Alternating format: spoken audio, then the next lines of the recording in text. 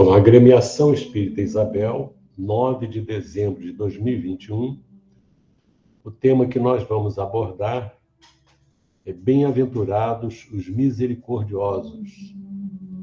Está no Evangelho segundo o Espiritismo, capítulo 10. Naturalmente, não vamos abordar o capítulo inteiro, vamos abordar alguns pontos e vamos trabalhar também um outro capítulo, uma parte. Os créditos que nós temos que apresentar, Kardec e Alain, o Evangelho segundo o Espiritismo, tradução de Guilhom Ribeiro, da terceira edição francesa, revista, corrigida e modificada pelo autor em 1866, 131ª edição, 13ª impressão, edição histórica, Brasília, FEB, maio de 2019.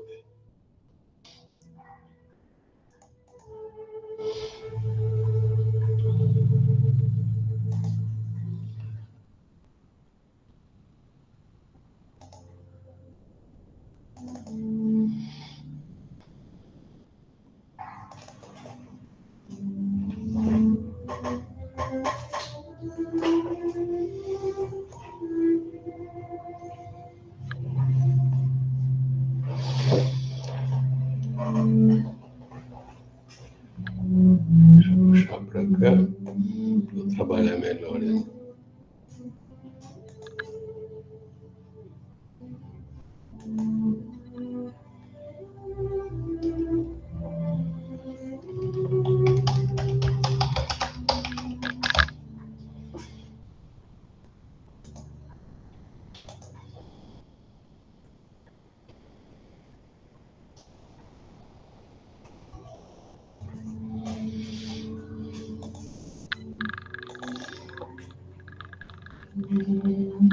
Ai, meu Deus.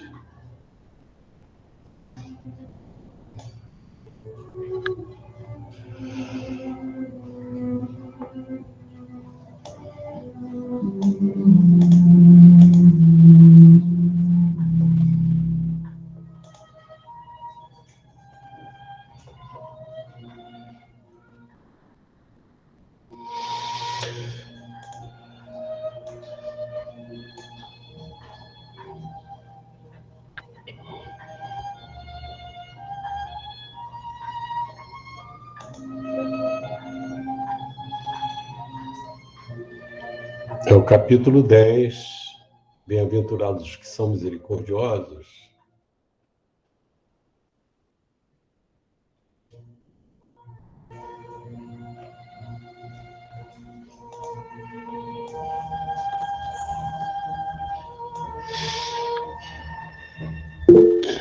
Então, nós vamos começar a trabalhar nesses 3 pontos. Perdoai para que Deus vos perdoe. Bem-aventurados os que são misericordiosos, porque obterão misericórdia.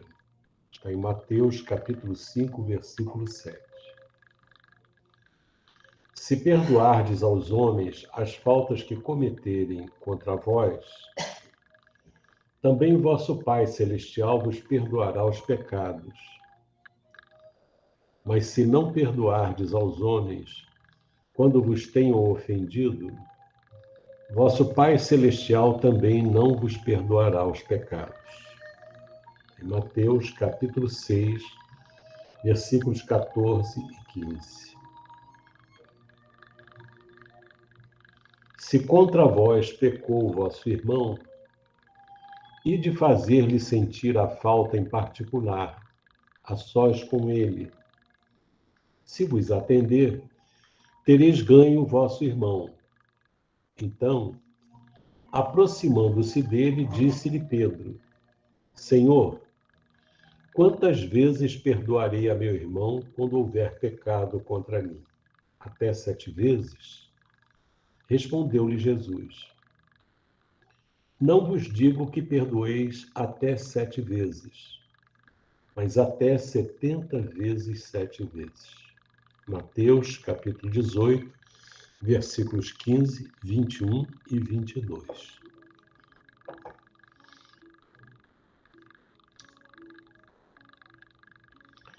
Tem um outro trecho, que é dessa parte aqui, reconciliação com os adversários, que é o que nós vamos trabalhar mais.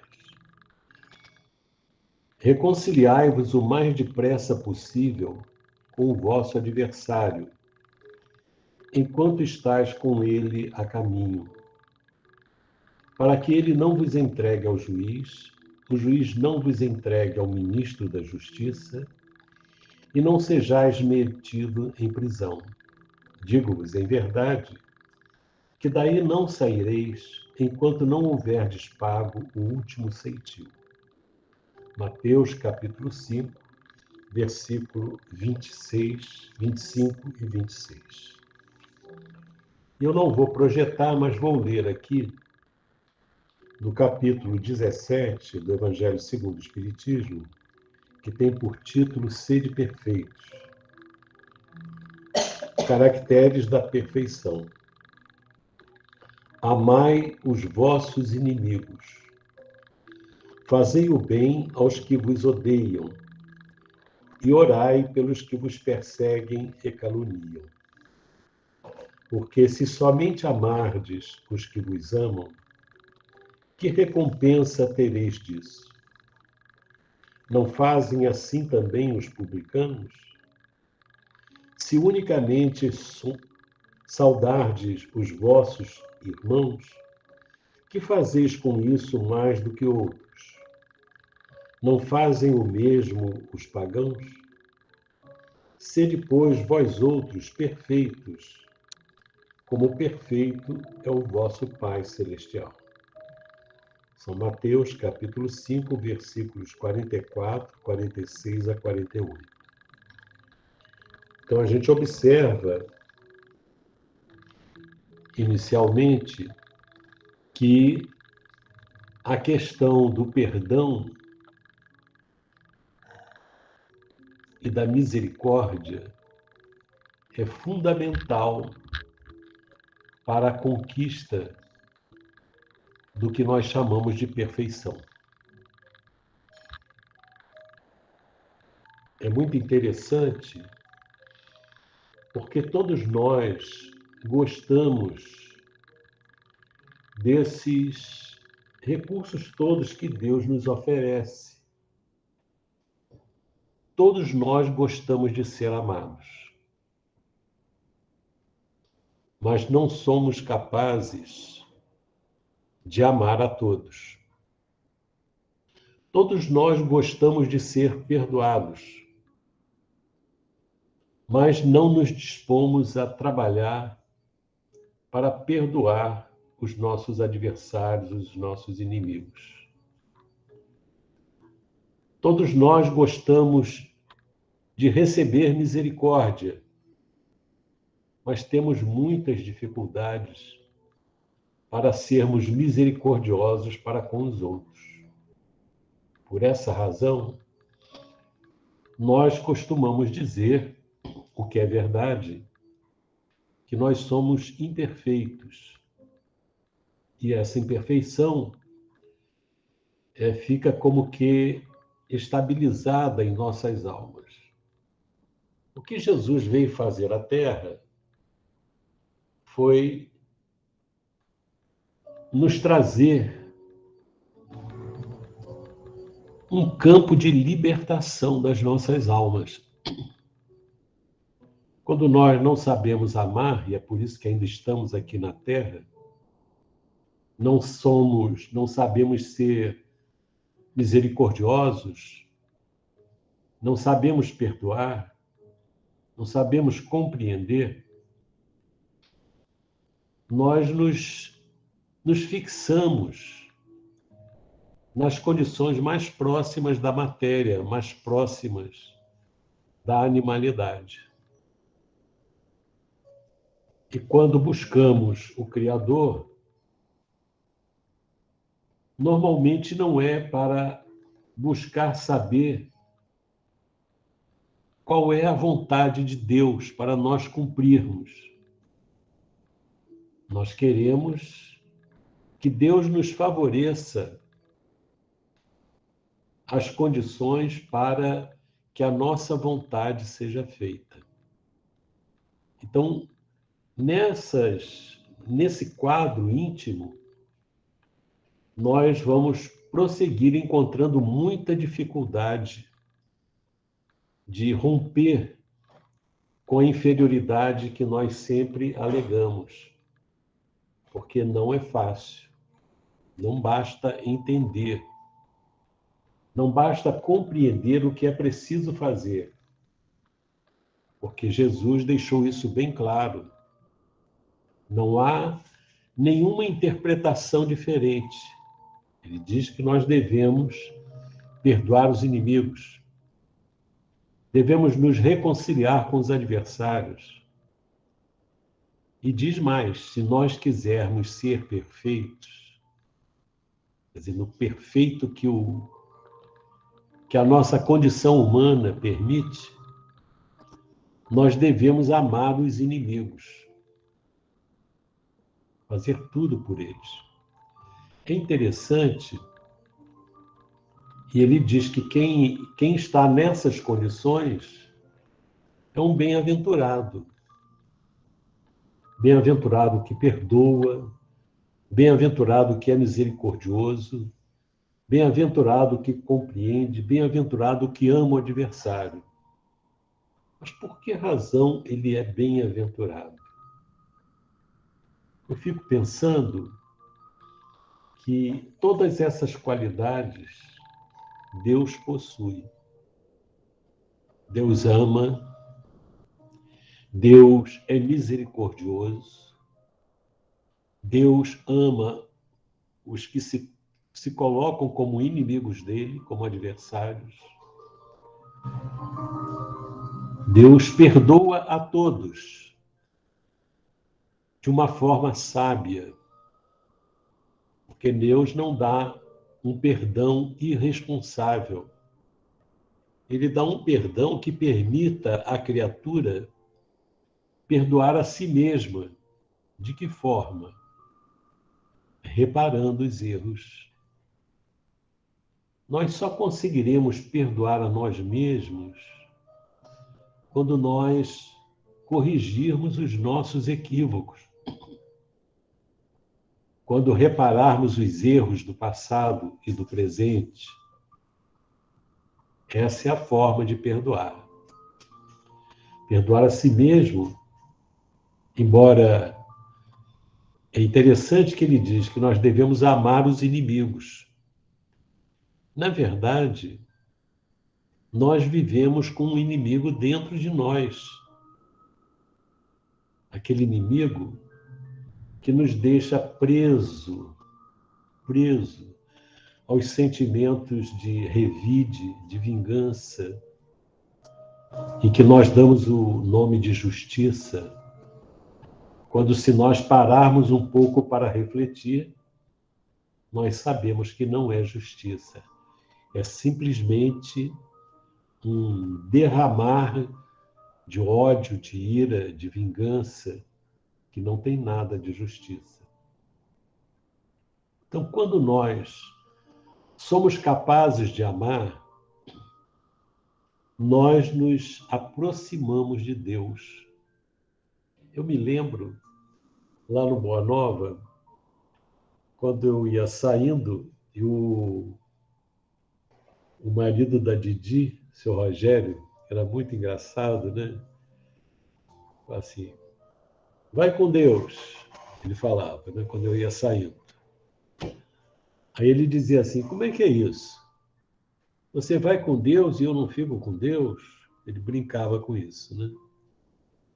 A questão é a seguinte, Deus está sempre conosco, mas nem sempre nós estamos com Deus. Quando a gente diz para o outro, vai com Deus, para o outro ir caminhando na sua vida, fazendo a vontade de Deus, aproximando-se de Deus. Então, quando eu aprendo a amar, não esse amor que o mundo fala, mas um amor verdadeiro, profundo, O poeta até diz, né? O amor é eterno enquanto dure.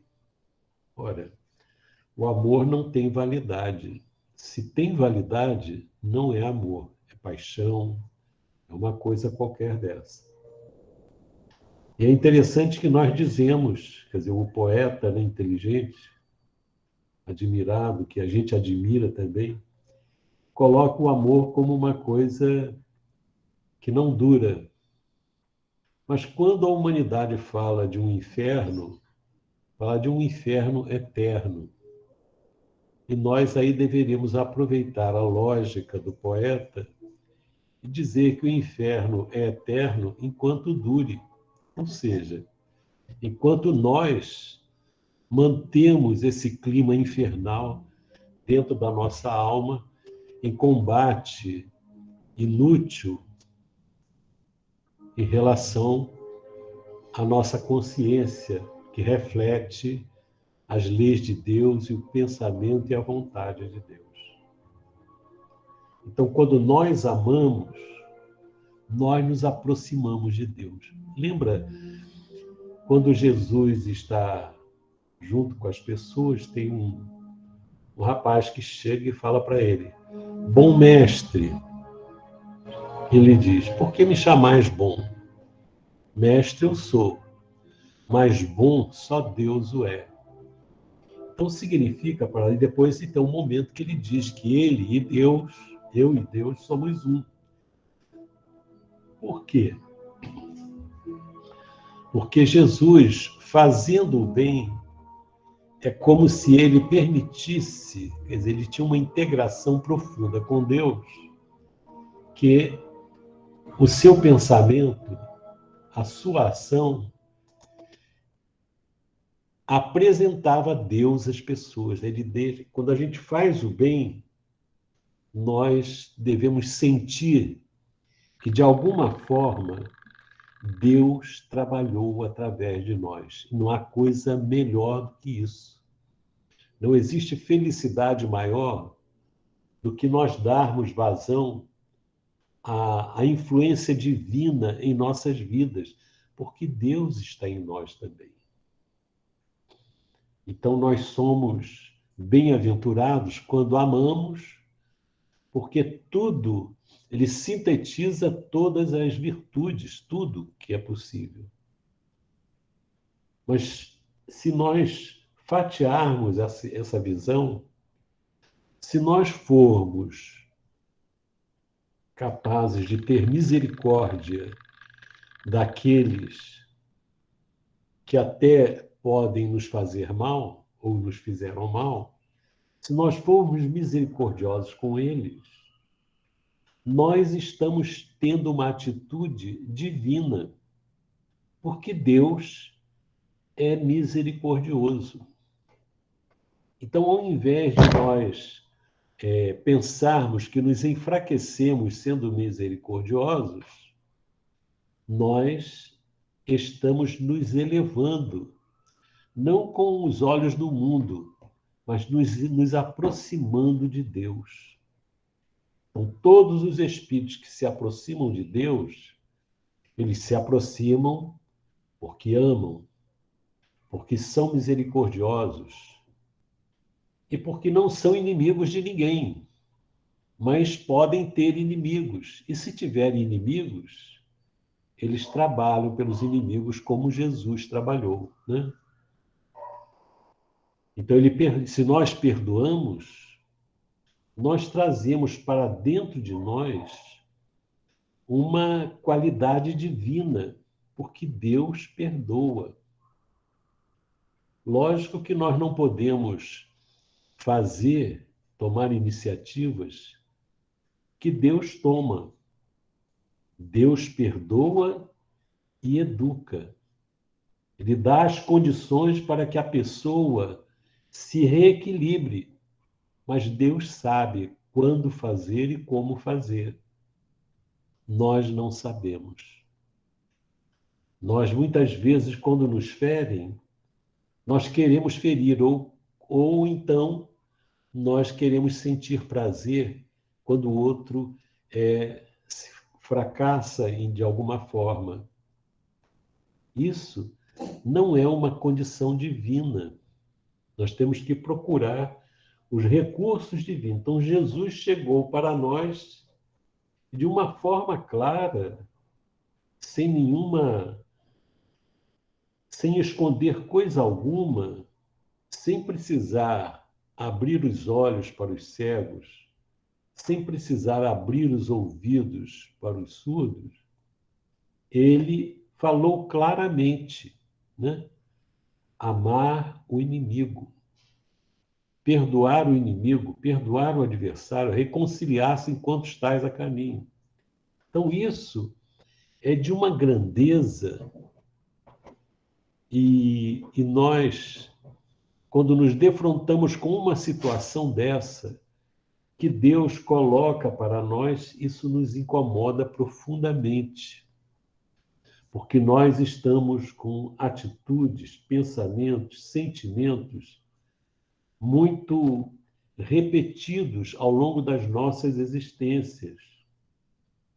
E quando eu falo isso, eu não estou dizendo que eu consegui isso, eu estou achando e encontrando, refletindo sobre o caminho que Jesus nos trouxe. Porque é preciso que a gente trabalhe, fale, reflita, pense sobre isso, sobre a nossa vida, porque é uma grande verdade.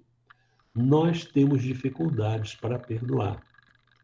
Agora, isso não quer dizer que eu não vou fazer esforços, porque a gente conhece pessoas que perdoam. Nós conhecemos pessoas, às vezes, até analfabetas, que são capazes de perdoar, que têm essa possibilidade. E isto é uma decisão que nós temos que tomar. Perante o adversário, nós temos que não é sufocar os nossos ímpetos inferiores, é fazer aquilo que Jesus disse para nós fazermos. Brilhe a vossa luz. Então, nós temos que fazer que todos os nossos conhecimentos nessas horas sejam capazes de iluminar a nossa alma para que nós não sejamos tragados pelas sombras, pelas trevas que os sentimentos inferiores produzem. E que produzem porque a luz ficou esmaecida dentro dos nossos corações. Então, esses aspectos são muito importantes para nós. Muito importantes. Nós termos essa visão fundamental para nós que estamos no corpo físico, entendendo que a vida física é uma grande oportunidade de nós nos defrontarmos com aqueles que trabalham, às vezes de uma forma inconsciente ou até consciente, para tirar a nossa paz. Mas se eles podem tirar a nossa paz não é a paz que o Cristo deixou para nós.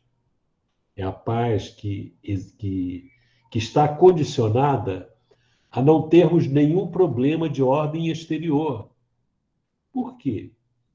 Porque toda vez que temos problemas de ordem exterior, interiormente, nós deixamos vir à tona a falta de fé, a falta de esperança, a falta de confiança em nós mesmos. Então, a situação adversa exterior permite revelar a nossa pobreza interior. Mas, com os conhecimentos que nós temos, nós podemos utilizar esses conhecimentos para pacificar a nossa alma.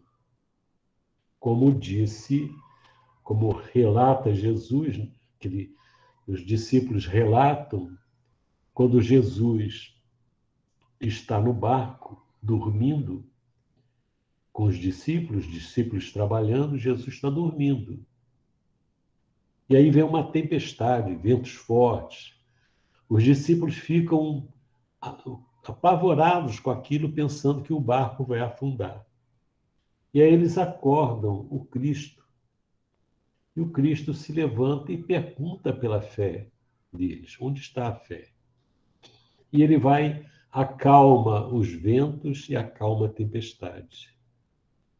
E os discípulos: quem é esse homem que é capaz de fazer com que a tempestade e os ventos obedeçam à sua vontade? Ora, essa tempestade, esses ventos, são as provas difíceis pelas quais nós passamos, que Deus nos coloca. Mas se nós não acordarmos dentro de nós o Cristo, no nosso barco vai afundar. Então é preciso, nessa hora difícil, não é entrar em desespero, é despertar o Cristo que está dentro de nós, buscar os seus ensinos, buscar a sua presença, a sua serenidade, que não é aquela postura irresponsável de que não estou ligando para nada, não. É aquela postura responsável que encontra dentro de si recursos para vencer a adversidade e sabe que pode contar com Deus, com Jesus, com os benfeitores espirituais para vencer as dificuldades. Então, nós não devemos, nós podemos entrar em desespero, mas o desespero não nos conduz a lugar nenhum. Nós precisamos desenvolver em nós uma fé robusta, não uma fé que imagina que todos os problemas vão desaparecer amanhã, mas uma fé que vai que nos vai dar condições de superar todas as dificuldades, vencendo dentro de nós. Nem sempre a gente vence do lado de fora, mas nós podemos vencer dentro de nós. Jesus nos deu esse exemplo. Ele não venceu do lado de fora a traição de Judas, mesmo porque ele não queria. Era uma experiência com muitos ensinamentos para nós. Então a gente observa que Jesus vem e traz para nós uma vitória interior. Ele venceu. E o tempo mostrou que ele venceu. Então a gente vê esses quadros muito importantes. Então vamos dar continuidade aqui. Na prática do perdão, como em geral na do bem, não há somente um efeito moral. Há também um efeito material. A morte, como sabemos, não nos livra dos nossos inimigos. Os espíritos vingativos perseguem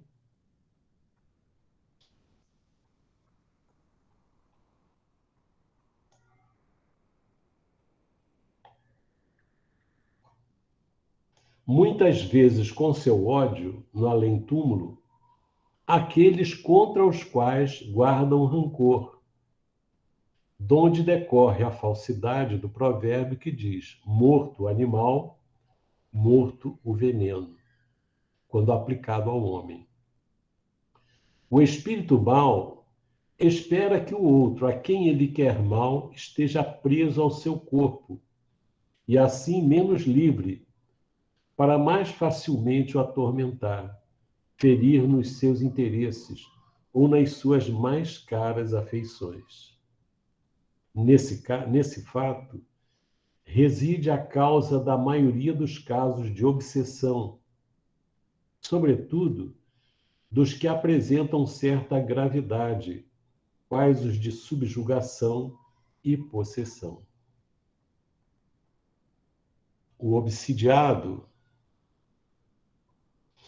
e o possesso são, pois, quase sempre vítimas de uma vingança, cujo motivo se encontra em existência anterior e a qual o que a sofre deu lugar pelo seu proceder. Vamos voltar aqui e analisar umas questões aqui importantes.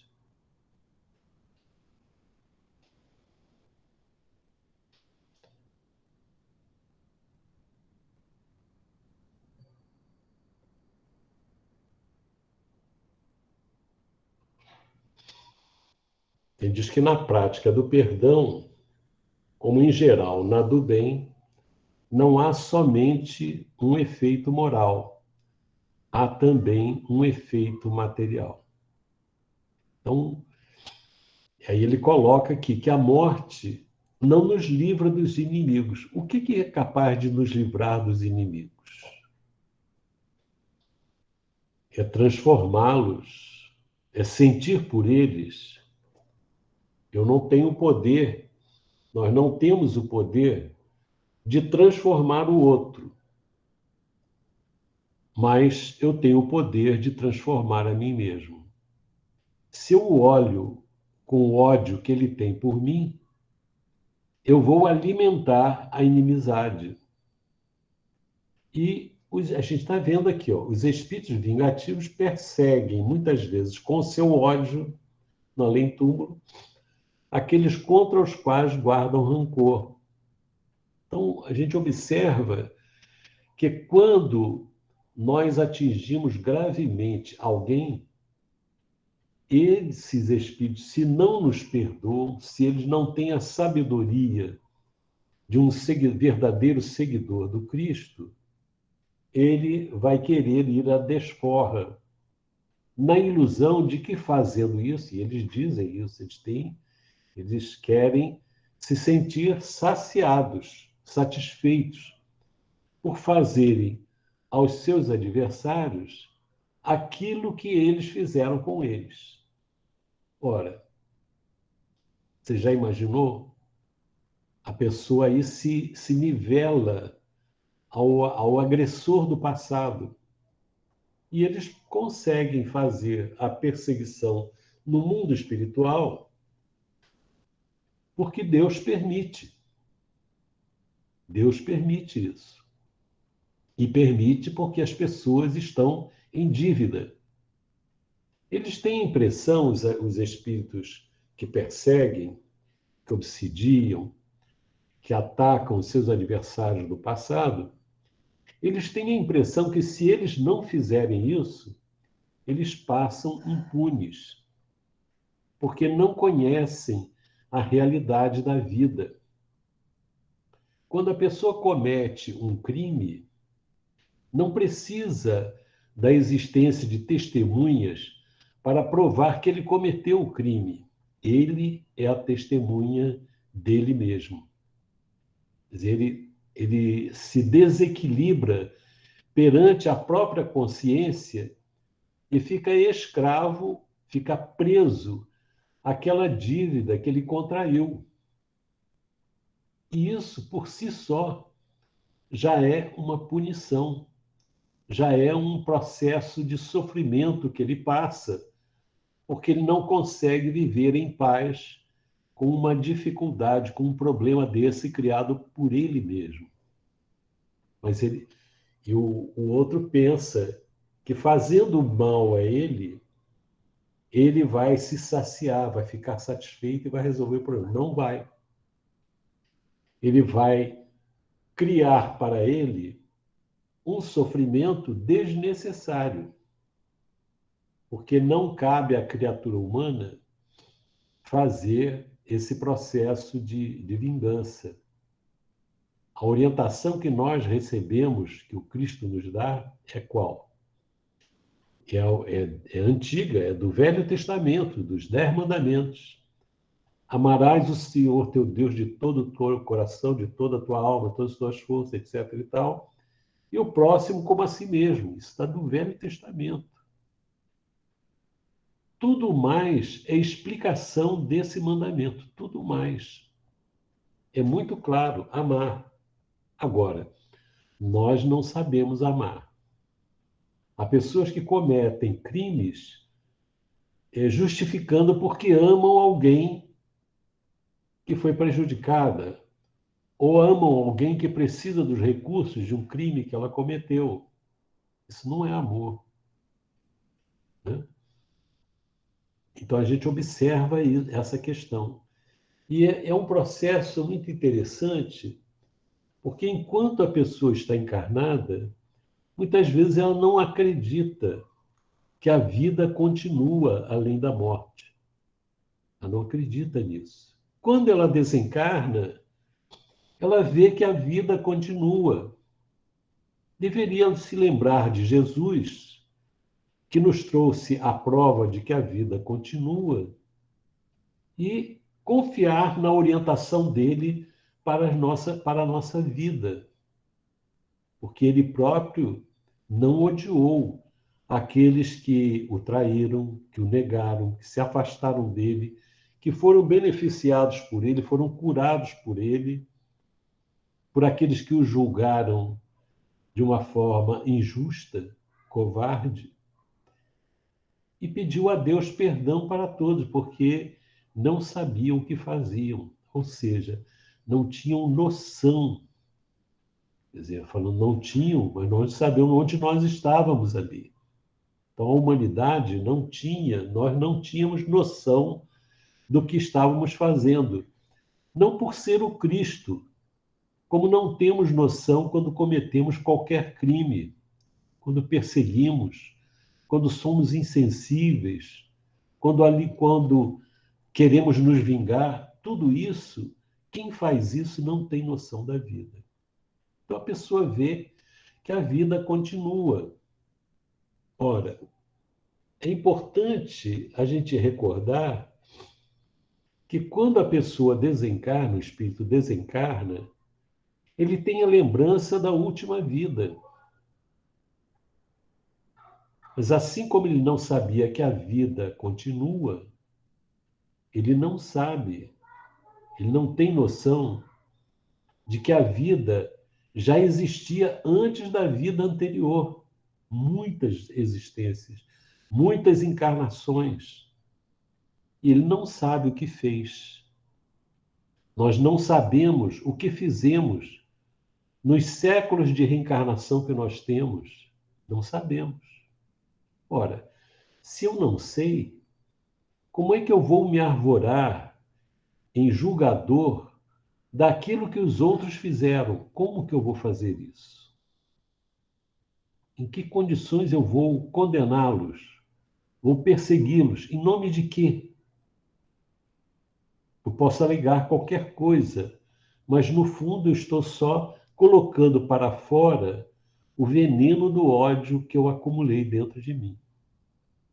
Então é importante nós termos a noção da nossa ignorância com relação à vida, para que não nos comprometamos mais do que já nos comprometemos. E a orientação que Jesus nos dá é não alimentar as desavenças. Se o outro quer nos odiar, é um problema dele, mas eu não posso assimilar esse veneno e ficar estabelecendo esse elo profundo, terrível, em que um fere o outro e o outro fere esse primeiro. Então, o espírito mal, que ele é mau e ignorante. Quer dizer, nós, quando perseguimos, nós somos maus, porque quem não faz o bem é mau. Mas somos ignorantes, porque não temos noção do que estamos fazendo. E aí pega a pessoa no corpo, mas menos livre, né? E é interessante que a gente pergunta por que Deus permite que os nossos adversários desencarnados se aproximem de nós e procurem fazer esse trabalho de perseguição. Por que ele permite isso? A intenção dele não é que nós nos firamos. A intenção dele é que nós nos aproximemos e estabeleçamos laços de amor que só o perdão permite dar. Tanto é verdade que muitas vezes ele permite que o adversário renasça como filho daquele que o feriu, ou como pai daquele a quem feriu, ou o contrário. Quer dizer, ele permite que aquele esquecimento do passado possa ser diluído, possa ser um ajudante para que o ódio que existia no passado se desfaça, para que nós aprendamos a amar. Essa é a justiça de Deus, a justiça que permite à criatura voltar a sentir amor por uma pessoa. Ele vai mais adiante. Então ele diz aqui, ó, nesse fato reside a causa da maioria dos casos de obsessão. Veja, olha como que ele está dizendo. Nesse fato reside a causa da maioria dos casos de obsessão. Ele está dizendo que é de todos os casos, né? A maioria. Porque os espíritos maus, que, assim, que estão numa condição muito de desequilíbrio, eles não escolhem, eles perseguem os seus adversários, mas também atacam os outros, que não tem nada a ver com eles. Mas a maioria tem, né? Nesse fato reside a causa da maioria dos casos de obsessão. Então, analisando as nossas vidas, se passamos por um processo dessa natureza de obsessão, e às vezes mais grave, de subjugação e possessão, nós vemos, nós não vamos dizer que nós não temos nenhuma responsabilidade com relação a isso. Pelos nossos sentimentos íntimos, é uma boa orientação nós imaginarmos que estamos sendo atacados pelas nossas deficiências do passado, pelos nossos equívocos, para não acharmos que estamos sendo injustiçados. Normalmente, quando a pessoa sofre um ataque em que ela não tem nenhuma responsabilidade, a causa não são erros dela do passado, é porque essas pessoas estão num trabalho do bem a serviço do Cristo e, por causa disso, por incomodarem esses espíritos maus que preferem que a ignorância prevaleça, eles atacam os servidores do Cristo. Por isso que o Cristo disse que aquele que quiser segui-lo deveria pegar a sua cruz, negar-se a si mesmo e seguir adiante. Porque ele dizendo que no mundo atual, né, diz até, né, se fazem isso com o galho verde, imagina com o galho seco, né? Verde é Jesus, cheio de vida, cheio de seiva. E nós somos galhos secos, ainda que precisamos ter seiva quando estamos vinculados, quando nos ligamos ao Cristo. Então, o mundo ele reage, o mundo físico e o mundo espiritual próximo às experiências da Terra, né? Então, o obsidiado e o possesso são, pois, quase sempre, olha só, quase sempre, mais uma vez, vítimas de uma vingança, cujo motivo se encontra em existência anterior, e a qual o que a sofre deu lugar pelo seu proceder. Então, normalmente, nós estamos colhendo aquilo que plantamos no passado, às vezes atingindo a nós diretamente ou a um ente querido que está sob a nossa diretriz, não de alguém que convive conosco. Então Deus o permite para os punir do mal que a seu turno praticaram, ou se tal não ocorreu, por haverem faltado com a indulgência e a caridade, não perdoando. Então também tem esse caso. A pessoa persegue e nós podemos não ter indulgência com ela, não perdoamos, ela se volta contra nós. Então a gente observa que o perdão é um grande remédio. Nós não podemos guardar em nossos corações esses sentimentos de aversão, de desejo do mal para o outro e tudo mais. Importa, conseguintemente, do ponto de vista da tranquilidade futura, que cada um repare quanto antes os agravos que haja causado ao seu próximo, que perdoe aos seus inimigos, a fim de que, antes que a morte lhe chegue, esteja apagado qualquer motivo de dissensão, toda causa fundada de ulterior animosidade. Olha só que coisa importante, né? Às vezes a gente é incapaz de ferir uma pessoa, mas a gente vibra contra, né? A gente fala, repete, e a gente guarda a mágoa e fica repetindo o que a pessoa fez de errado. Eu me lembro, vocês devem saber também, do livro Voltei, né? Em que ele relata que ele está lá desencarnado, né? Mas estava ainda no processo de desprendimento, estava ainda se adaptando. E ele dá uma volta e vê os amigos, né? As pessoas chegadas a ele que foram ao enterro. E ele observa pessoas que começavam a contar coisas que ele fez, destacando coisas negativas. E isso o machucava muito, né? E algumas poucas pessoas que procuravam lembrar as coisas boas que ele fez. Então, veja só, isso é uma forma da pessoa, a pessoa que se apega aos equívocos do outro. Isso, quando eu falar pessoa, é para todos nós refletirmos. Quando a gente não podemos dizer que a pessoa virou um santo também, que isso é um absurdo, mas entender que a gente lembrar as coisas, os momentos infelizes da pessoa não faz bem a nenhuma pessoa. E aquilo fere a pessoa.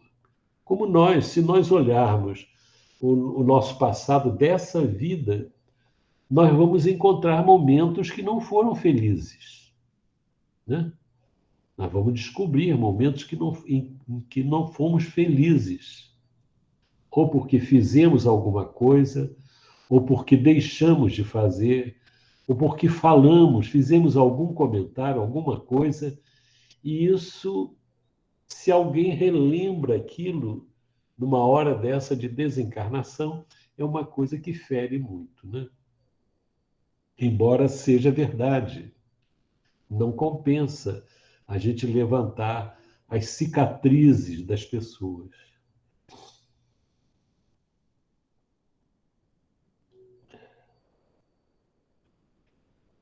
Então, se nós temos agravos com alguém,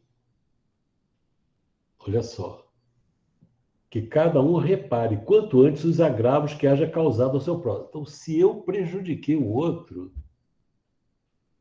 é uma situação muito difícil, porque nem sempre o outro está disposto a aceitar o nosso pedido de desculpa, nem sempre. Mas pelo menos nós podemos envolvê-lo nas nossas preces, né? Vibrar pela pessoa. Que perdoe aos seus inimigos, a fim de que, antes que a morte lhe chegue, esteja apagado qualquer motivo de dissensão, toda causa fundada de ulterior animosidade. Ou seja, nós temos que dissolver essas coisas. A nossa mente, o nosso coração, deve alimentar profundamente os esforços para fazer o bem, sem exigência. E Jesus nos dá a lição disso, né? Quando o Judas se aproxima dele e o beija, Jesus diz para ele: "A que vieste, amigo?", né?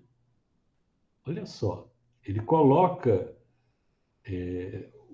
o discípulo, o entrega aos adversários, o trai, e ele faz essa colocação importante, considerando-o como amigo. E saindo dali, depois da crucificação, o discípulo ele se suicida, comete outro erro grave, porque não suportava viver com com aquele martírio íntimo pelo que tinha feito. Ele teria condições de superar aquele erro que cometeu de outra forma. Agora a gente observa a humanidade, muita gente dita cristã que foi treinada, trabalhada para quê? Para malhar o Judas. Se Jesus o considerou amigo, perdoou, quem é que nos orientou para fazer uma coisa absurda dessa? É vingança. É alimentar um sentido de vingança interna. E se fazemos isso, nós podemos, por essa forma, de um inimigo encarniçado neste mundo, podemos fazer um amigo no outro, né? Desenvolvendo sentimentos elevados. Pelo menos o que assim procede põe de seu lado o bom direito. E Deus não consente que aquele que perdoou sofra qualquer vingança. É muito importante, quer dizer, esse estudo aqui, ele serve para nós que estamos encarnados, mas é muito importante também para os espíritos desencarnados, que muitas vezes se comprometem em processos de vingança.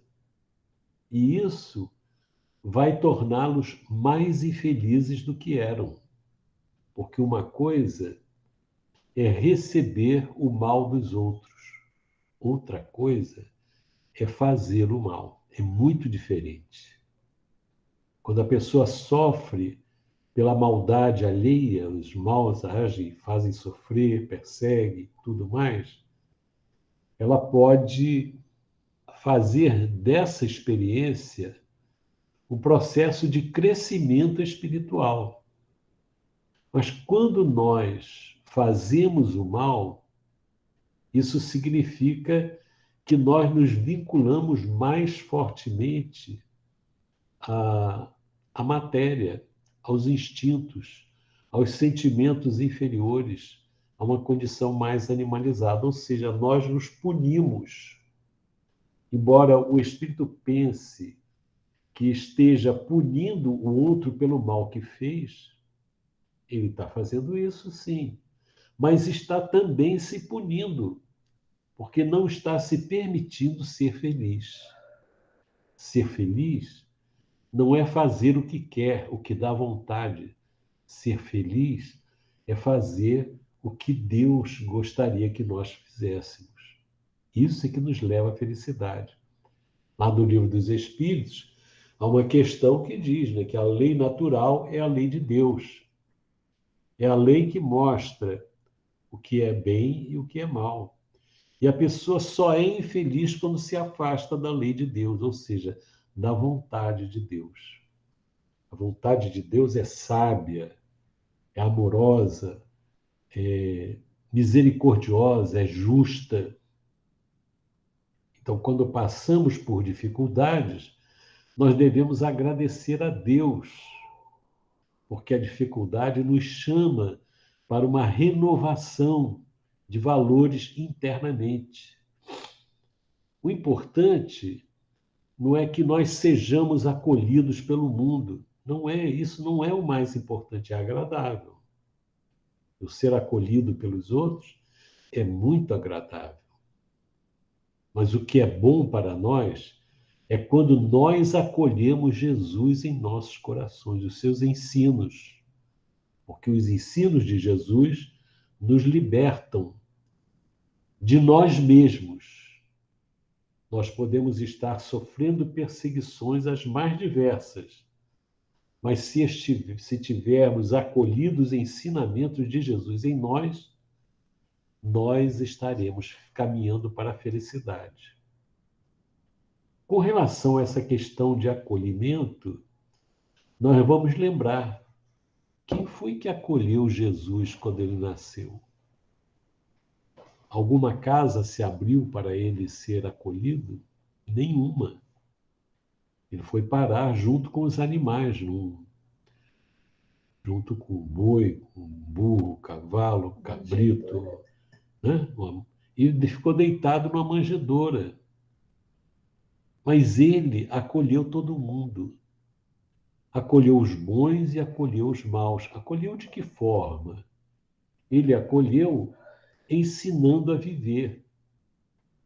Acolheu a mulher adúltera e disse para ela que não a condenava, mas que ela fosse e não pecasse mais. Acolheu os homens que queriam matá-la a pedradas. Acolheu, ensinando-os a refletir. Atire a primeira pedra aquele que estiver sem pecado. Olha, essa palavra de Jesus serve para nós encarnados e para os espíritos desencarnados, que às vezes estão comprometidos com processos de vingança.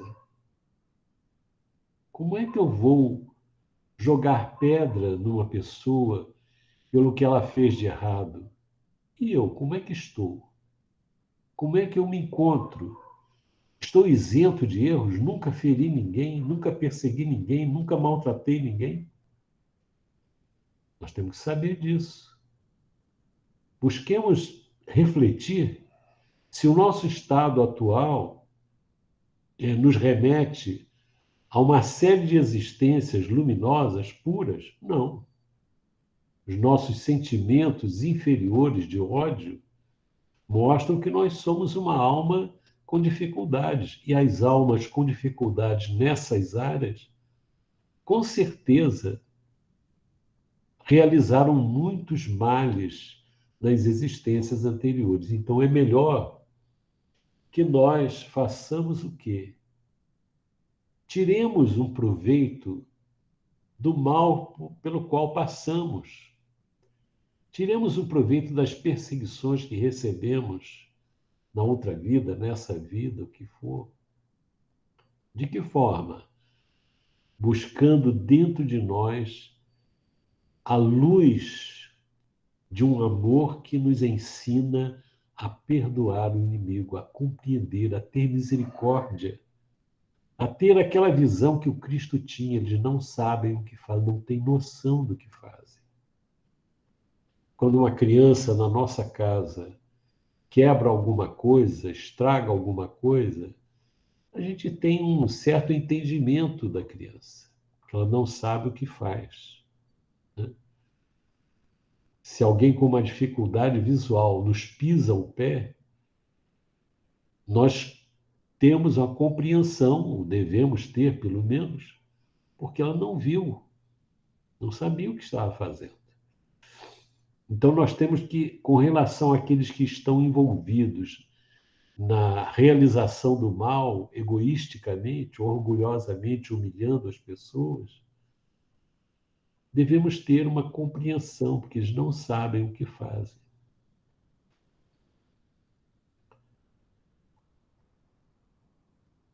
Então ele diz aqui, né?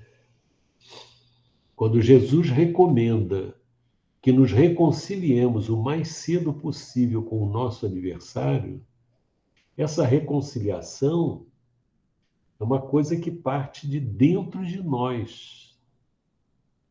Eu começar a vencer isso, superar isso e não alimentar. Porque muitas vezes, nas nossas experiências do passado, nós talvez tenhamos usado uma frase infeliz. Eu nunca vou perdoar. Quando a pessoa fala isso, ela enche a boca, joga um ódio, joga uma carga em que ela fica condicionada a agir daquela forma. A pessoa deve dizer como Jesus falou, olha, nós temos que vencer essas dificuldades. Quando Jesus diz e recomenda que nos reconciliemos o mais cedo possível com o nosso adversário, não é somente objetivando apaziguar as discórdias no curso da nossa atual existência, é principalmente para que elas se não perpetuem nas existências futuras. Veja só, não é na vida espiritual próxima, não. É nas existências futuras, no mundo espiritual e nas outras existências. Porque as pessoas que odeiam, às vezes, passam séculos, encarnações e encarnações, e não resolvem esse problema. E ele diz: não saireis de lá, da prisão, enquanto não houverdes pago até o último centavo, isto é, enquanto não houverdes satisfeito completamente a justiça de Deus. Veja só o que é a justiça de Deus. A justiça de Deus nos dá uma condição importante de oportunidades de libertação. Libertação. E a justiça de Deus nos pede, nos coloca como a chave para essa libertação, essa capacidade de perdão, né? Que é importante para nós. E nisso, enquanto a gente não resolver isso, nós continuamos presos, estamos presos dentro de nós, até satisfazermos plenamente a justiça de Deus. Quer dizer, a justiça de Deus nos quer livres. Mas não é livre para perseguir, para prejudicar. É livre através do amor, da compreensão.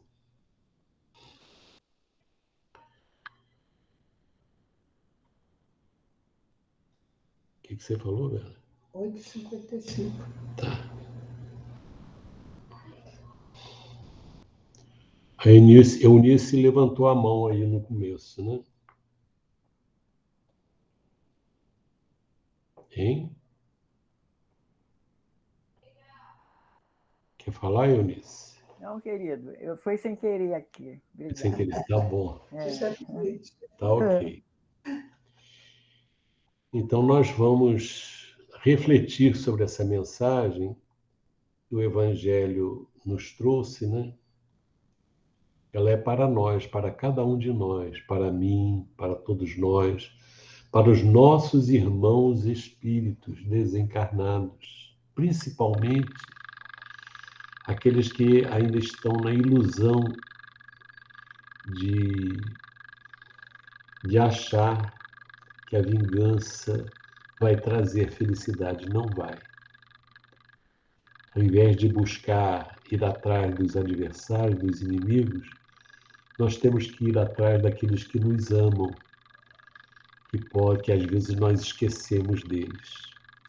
O ódio é tão grande que nós esquecemos dos nossos amores que nos aguardam, esperam que essa tempestade se apague, se modifique, se acalme, né? Para poder viver. E feliz daquele que atende a essa orientação do Cristo. Então, muita paz, meus irmãos.